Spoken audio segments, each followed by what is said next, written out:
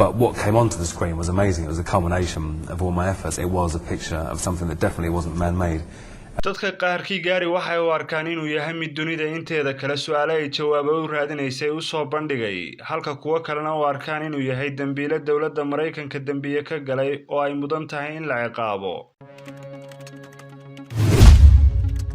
daawadayaal muuqaalkan waxaynu kaga hadli doonaa hackerkii ugu halista badnaa ee taariikhda dunida soo mara. kani waa Gary Macnon. Access granted. Gary Macnon dhalashaha waa Ingiriis waxa uu ku dhashay Scotland isagoo yar ayay qoyskiisu u soo guureen London. Waa injineer ku takhasusay Information Systems Engineering ama qaybta macluumaadka kombiyuutarka. Gary waxa lagu eedeeyay inuu ku kacay jabsashadii ugu weyneyd dunida taasoo uu kula kacay wakaaladda hawada ee Mareykanka ee lagu magacaabo NASA National Aeronautics and Space Administration oo loo soo gaabiyo NASA waa wakaalad madax bannaan oo taabacsan dawladda Mareykanka waxay mas'uul ka tahay barnaamijka rayidka hawada waxa ayna samaysaa cilmi baadhista iyo saadaasha hawada. Wakaaladdan ayaa waxay bedeshay guddida la talinta qaran ee duulista hawada ee magacooda loo soo gaabiyo NACA. NASA waxa lagu tiriyaa inay tahay mid ka mid ah shirkadaha ugu adag dhanka ilaalada ama security-ga macluumaadka ku kaydsan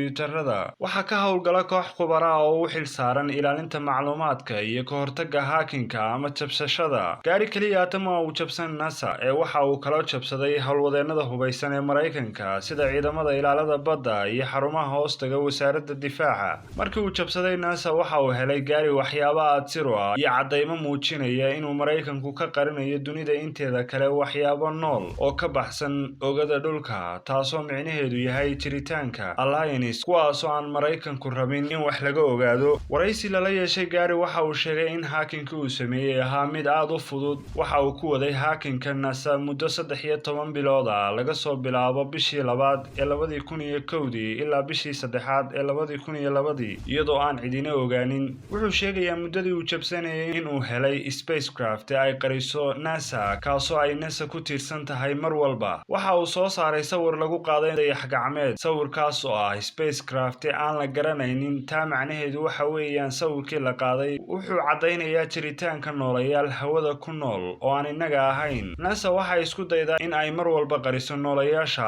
waxa ayna u samaysay ilaalo adag si aan qofina u ogaanin. wuxuu sheegayaa Gary inuu helay xataa faylo lagu magacaabay shaqaalaha aan dhulka joogin kuwaas oo ay NASA ka howlgeliso qaadida kaargooyada loo wado hawada sare. xilliguu Gary waday jabsashada kombiyuutarada NASA waxa uu arkay faylal kaydsan kuwaas oo aad u muhiim ah oo ku jira dhismaha lambarka 8aad ee ku yaala xarunta Johnson ee hawada sare waxana uu ka helay faylalka laba fayl oo ciwaankoodu yahay faylalka sawirada la hagaajiyay iyo kuwa aan la hagaajin. fayl kastana waxa ka buuxay sawiro mugga halkii sawir waxa uu ahaa 200 oo megabyte. Gary waxa uu isweydiiyay laba su'aalood oo ah midda koowaad sawir kasta tayadiisu siday doontaha u sarreysay kama badnaan karto 15 megabyte maxay ay tahay sababta sawirkan uu yahay 200 oo megabyte. su'aasha labaad ee uu isweydiiyay waxa ay ahayd sidee ayuu ugu soo dejin doonaa sawirka kombiyuutarkiisa. kadib Gary waxa uu furay mid ka mid ah sawiradii kaasoo uu in muddo ah sugayay intuu ka soo degayay isagoo dhammaystiran. wuxuu ahaa mid eega qayb walba oo soo muuqata kor iyo hoos ilaa uu arkay meelaha dhulka oo ay ag taalo spacecraft taasoo aad u dheer.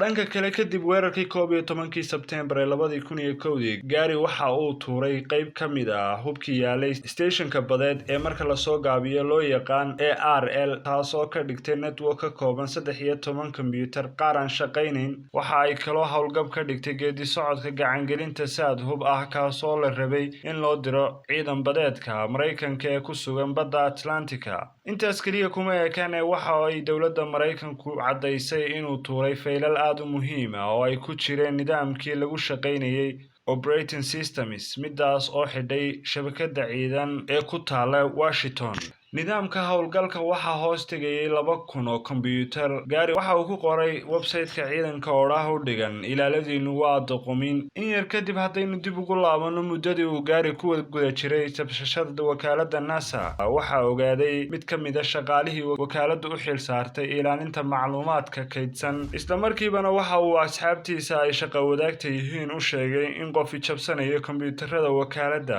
waxaana mid walba oo ka mid ah shaqaalaha NASA ka codsaday joojinta kombiyuutar wal oo internetka ku xidhan waxaana la ogaaday gaari taasina waxay soo afjartay muddo 13 bilood oo uu haakin gareynayay ama jabsanayay xogaha dowladda Mareykanka ee NASA ciidamada badda iyo laamaha ciidan ee hoostaga wasaaradda difaaca eedaymihii lagu haystay gaari waxa ka mid ahaa inuu jabsaday 97 kombiyuutar oo yaalay wakaaladda NASA ee hoostagta dowladda Mareykanka waxa kale oo lagu tuhmay inuu koobiyeystay macluumaad iyo faylal sidoo kalena